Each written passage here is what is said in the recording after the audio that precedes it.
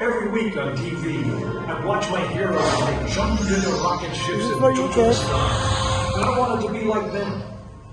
They had courage, imagination, and no problem ever stood in their way for long. And in the end, when they actually did send men into space, it turned out that those were exactly the qualities it took. I'm John Hudson. This is Pad 39 at the Kennedy Space Center. I was a launch controller here when from this very spot, man took off to fly to the moon. It was a journey that began 12 years before that rocket ever left the ground. And it started on the other side of the world. Back then, we were one of two superpowers that always seemed to be on the edge of a terrible war. In 1957, the Soviet Union launched the first ever man-made satellite into Earth orbit. They called it Sputnik, which means traveling companion. And in a world where peace hung in a delicate balance, it seemed to create a dangerous advantage. Every ham radio operator in America could hear it beeping. People were afraid. Were the Soviets looking down on us? Watching us? If they could make a satellite pass over our cities, could they do the same with a bomb?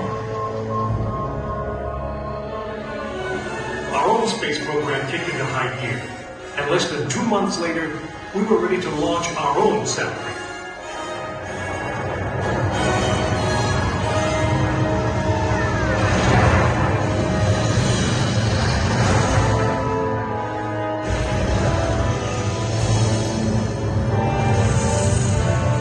It was being called the space race, and we were running a distant second. In 1961, we fell even further behind.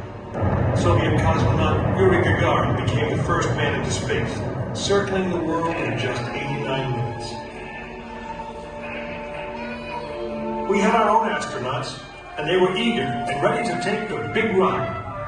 But our manned space program couldn't seem to get off the ground. We stuck with it, and on May 5th, 1961, things finally started going right. Astronaut Alan Shepard took his ship Freedom 7 6.5 miles into space.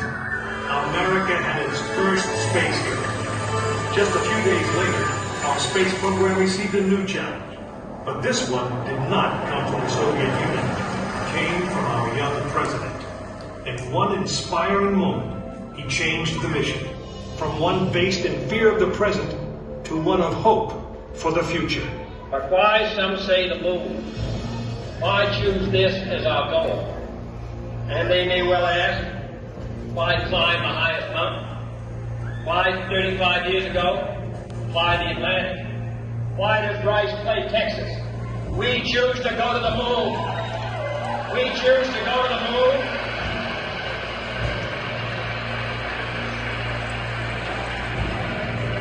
We choose to go